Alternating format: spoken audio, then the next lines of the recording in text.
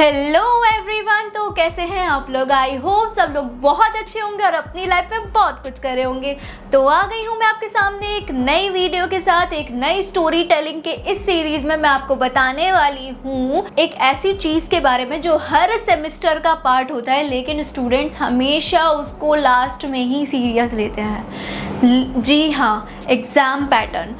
आज की इस सीरीज़ में मैं आपको बताने वाली हूँ IIM यूनिवर्सिटी ग्रेटर नोएडा का एग्ज़ाम पैटर्न, कि वहाँ पे कैसे एग्ज़ाम्स होते हैं, कैसे आपको स्कोर करना होता है, किस पैटर्न में एग्ज़ाम्स होते हैं। तो उन सब के बारे में मैं डिटेल में बताने वाली हूँ। वीडियो को लास्ट तक देखना। चैनल पर नए हो तो चैनल को लाइक शेयर सब्सक्राइब करना और इंस्टाग्राम पे जाके फॉलो करना। बाकी कोई भी डाउट आ रहा है किसी भी कॉलेज से रिलेटेड, डिस्क्रिप्शन में जो आपको व्हाट्सएप नंबर गिवन है आप डायरेक्टली वहाँ पर कॉन्टैक्ट कर सकते हो, आपके सारे डाउट्स क्लियर हो जाएंगे। बाकी अगर आप चैनल पर नए हो तो मैं एक चीज़ और बता दूं, मेरा दूसरा चैनल और है जो कि कॉलेज की पढ़ाई कर है। उस पर मैं जितना भी कॉलेज की पढ़ाई से रिलेटेड जितनी भी UGC अप्रूव्ड यूनिवर्सिटीज़ होती हैं, चाहे वो IIM हुआ, चाहे वो बैनेट हुआ, चाहे वो कोई सा भी कॉलेज हुआ, उन सब के बारे में मैं डिटेल में बताती रहती हूँ, जो कि डिस्क्रिप्शन में आपको मिल जाएगा। वहाँ पर मैं उन सारी यूनिवर्सिटीज़ के सिलेबस के बारे में बताती हूँ, कैसे कवर करना है उसके बारे में बताती हूँ, जिसकी डिमांड आ रही होती है तो आप जाके वहाँ पे फॉलो कर सकते हो। तो बाकी हम ज़्यादा भगभग ना करते हुए अपनी स्टोरी टेलिंग को करते हैं स्टार्ट। तो सबसे पहले अगर मैं बताऊँ तो जैसे कि मैंने आपको सिलेबस के बारे में बता ही दिया था कि आपको फर्स्ट ईयर का सिलेबस कैसा रहेगा, और उस पर बहुत ज़्यादा मैंने देखा वाओ कितना अच्छा रिस्पॉन्स आया आप लोगों का। तो उसी को देखते हुए मैंने एग्ज़ाम पैटर्न के लिए वीडियो शूट करी स्टोरी टेलिंग टाइप में, जिसमें मैं आपको बताऊंगी IIM यूनिवर्सिटी के एग्ज़ाम पैटर्न के बारे में। बाकी मैं नेक्स्ट वीडियो आप लोगों की जिस पे डिमांड आ रही होगी फिर वो बताऊंगी। तो डिस्क्रिप्शन में जो कमेंट सेक्शन खुला हुआ है आप जाके वहाँ पे बता सकते हो कि नेक्स्ट वीडियो मैं किस पे लाऊं। तो चलिए, अगर मैं एग्ज़ाम पैटर्न के बारे में बात करूं IIM यूनिवर्सिटी के, तो देखो जैसे कि मैंने बताया था एक साल में 2 सेमेस्टर्स होते हैं, वो ऑलरेडी मैंने बता दिया, और पर सेमेस्टर का आपको सिलेबस भी बता दिया, क्रेडिट्स भी बता दिए, CGPA के बारे में बता दिया। बट मेन वो CGPA को आप स्कोर कैसे कर सकते हो वो तो एग्ज़ाम पैटर्न के थ्रू ही पता चलेगा ना। अगर एग्ज़ाम पैटर्न ही नहीं पता होगा तो CGPA कैसे अपना अच्छा कर पाओगे। तो अगर मैं एग्ज़ाम पैटर्न की बात करूँ, देखो जैसे मैंने बता ही दिया 2 सेमेस्टर्स होते हैं, पर सेमेस्टर में आपको 2 एग्ज़ाम्स होते हैं जो कि मिड सेम और एंड सेम के नाम से होता है। तो क्या ये दोनों ही एग्ज़ाम में अगर आप अच्छा स्कोर कर लोगे तो आपका CGPA अच्छा बन जाएगा? जी नहीं, ये भ्रम में बिल्कुल मत रहना। ये ऐसा नहीं है कि आपका मिड सेम अच्छा हो गया, आपका एंड सेम अच्छा हो गया तो ओवरऑल आपका अच्छा स्कोर हो जाएगा, ऐसा कुछ नहीं है। इंटरनल असेसमेंट्स जो आपको मिलते हैं, असाइनमेंट्स जो आपको मिलते हैं, अटेंडेंस जो आपको होती है, अगर आपने उन सब में अच्छा स्कोर नहीं किया और मिड सेम और एंड सेम में ही बस अच्छा स्कोर किया तो आपकी CGPA इम्प्रूव नहीं होने वाली है। आपको मिड सेम, एंड सेम और उसके अलावा इंटरनल असेसमेंट्स जितने भी मिलते हैं उन सब में आपको अच्छा स्कोर करना ही पड़ेगा।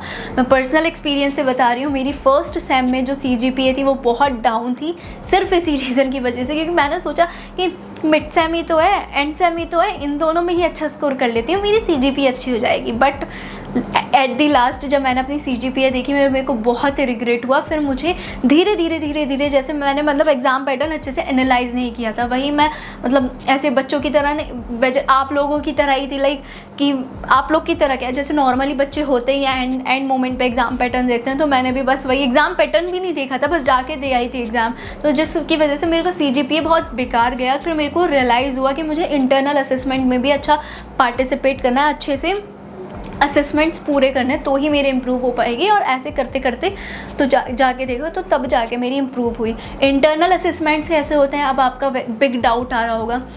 तो इंटरनल असेसमेंट्स कुछ ऐसे होते हैं कि आपका मिड सेम से पहले एक असाइनमेंट सबमिट होगा, एक क्विज सबमिट होगा, तो उसका जो मार्क्स होगा प्लस जो एंड सेम से पहले इंटरनल असेसमेंट सबमिट होगा, और असेसमेंट होगा, एक तो इंटरनल असेसमेंट होगा और एक इंटरनल क्विज होगी।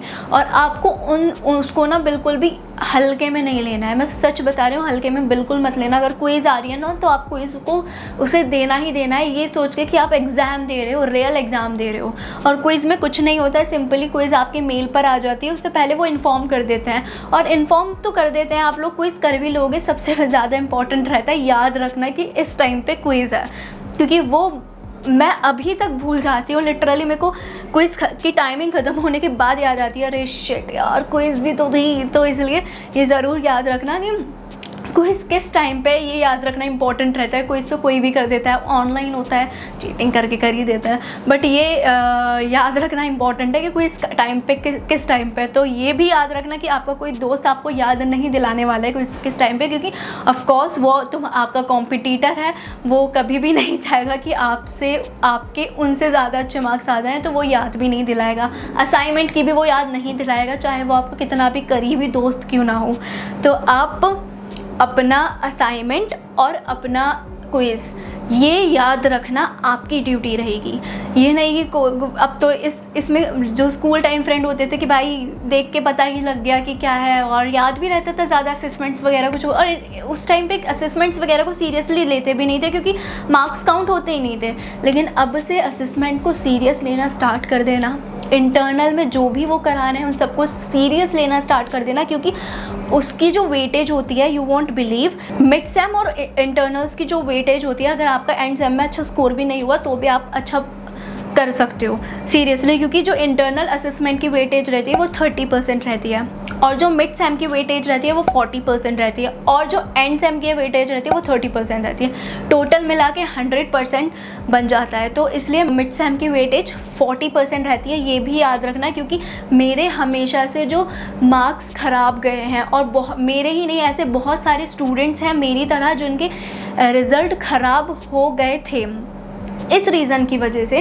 लाइक CGPA डाउन थोड़ी अगर हो रही है, सिर्फ इस रीज़न की वजह से होगी क्योंकि आपके मिड सेम अच्छा नहीं हुआ होगा। अगर क्योंकि लाइक द थिंग इज़ कि आपको सिर्फ एंड सेम पे फोकस नहीं करना है, आपको मिड सेम पे भी फोकस करना है, और मिड सेम पे ज़्यादा फोकस करना है, क्योंकि मिड सेम में जो सिलेबस आता है वो कम आता है, और उनकी वेटेज 40% काउंट होती है आउट ऑफ 100। देखो मैंने बता दिया, मिड सेम को बिल्कुल भी लीनियंटली मत लेना। एक दिन में 2 एग्ज़ाम्स होते हैं ILM में, मिड सेम में। हमारे टाइम पे क्या होता था, एक दिन में 2 एग्ज़ाम्स होते थे और एक भी गैप नहीं होता था। 3 दिन में एग्ज़ाम ख़त्म, एक दिन में 2 एग्ज़ाम, टोटल 6 सब्जेक्ट, 3 दिन में एग्ज़ाम ख़त्म। और जो बुरी हालत हो जाती थी ना, मतलब सुबह की शिफ्ट में एग्ज़ाम, शाम की शिफ्ट में एग्ज़ाम, फिर अगले दिन सुबह की शिफ्ट में एग्ज़ाम, अगले दिन शाम की शिफ्ट में एग्ज़ाम। इस रीज़न की वजह से थोड़ा मिड सेम डाउन भी हो जाता था बहुत सारे स्टूडेंट्स का। लेकिन at the and in ILM वालों ने क्या करा कि मिड सेम में क्या करते हैं, एक दिन में 2 तो एग्ज़ाम्स होते हैं, लेकिन बीच में गैप्स भी होता है। लाइक एक दिन में 2 एग्ज़ाम हुआ, बीच में एक गैप हुआ, नेक्स्ट उसके एक दिन में एक और एग्ज़ाम हुआ, फिर गैप हुआ, तो मतलब एक गैप आप लोग को देखने के लिए मिल जाता है, जिससे आप क्या होता है प्रिपेयर कर लेते हो, जिसकी वजह से आप मिड सेम में अच्छा स्कोर कर लेते हो। तो ये याद रखना, 40% वेटेज है मिड सेम की। अगर आपने मिड सेम और इंटरनल असेसमेंट्स में अच्छे से पार्टिसिपेट कर लिया तो आप एंड सेम में थोड़ा भी लाइक करोगे तो फ़र्क नहीं पड़ेगा, क्योंकि देखो एंड सेम में ना सिलेबस आता है, वो सारा सिलेबस आता है 1 to 5 चैप्टर्स, टोटल 5 चैप्टर्स होते हैं पर सब्जेक्ट में, जो कि मैंने ऑलरेडी एक्सप्लेन कर दिया होगा। तो पाँचों के पाँचों चैप्टर एंड सेम में आते हैं, और मिड सेम में आएगा उसका हाफ, मतलब 5 चैप्टर है तो 2.5 मिड सेम में आ गया, एंड देन इंटरनल असेसमेंट्स वगैरह का काउंट हो गया। और एंड सेम जब आता है तो 2.5 + 2.5, मतलब टोटल 5 चैप्टर एंड सेम में आते हैं।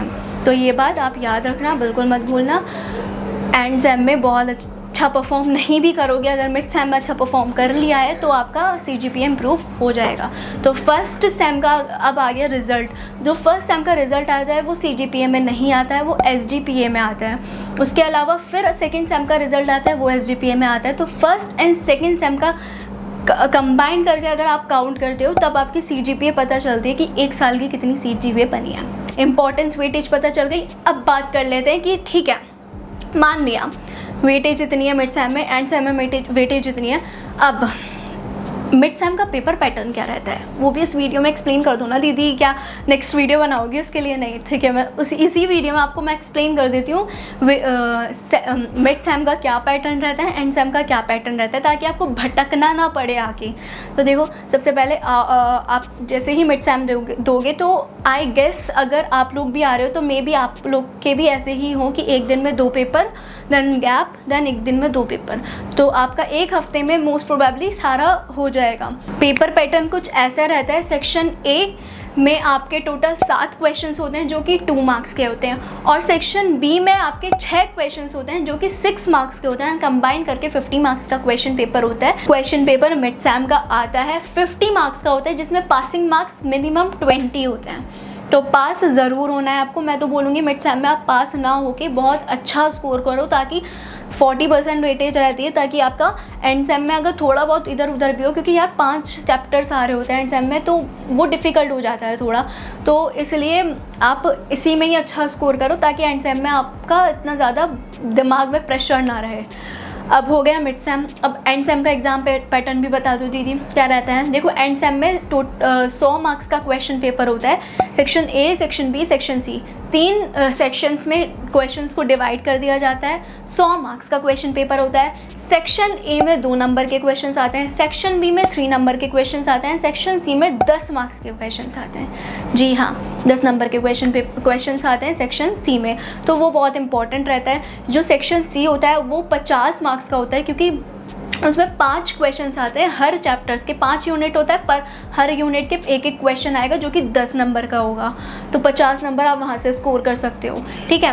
And section A plus section B मिला के 50 नंबर का होता है, जिसमें सेक्शन ए में 10 क्वेश्चंस आते हैं जो कि 2 नंबर के होते हैं, और सेक्शन बी में 5 क्वेश्चंस आते हैं जो कि 6 नंबर के होते हैं। तो ये कुछ एग्ज़ाम पैटर्न रहता है एंड सेम का। अगर आप आ रहे हो यहाँ पे पढ़ाई करने के लिए, तो ये आपको माइंड में रखना बहुत ज़रूरी है, लिख के रख लो, क्योंकि आई डोंट थिंक सो कि पेपर पैटर्न चेंज होगा, क्योंकि पेपर पैटर्न क्यों ही चेंज होगा।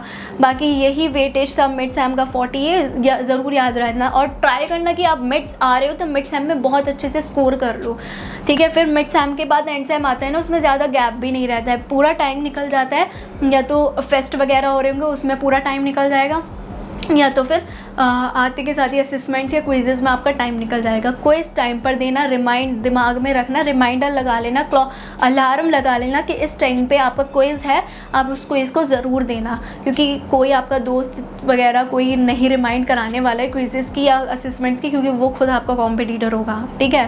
तो यहाँ पर आके दोस्ती तो करनी है, लेकिन उससे ज़्यादा इंपॉर्टेंट है क्विज़ेज़ एंड असेसमेंट।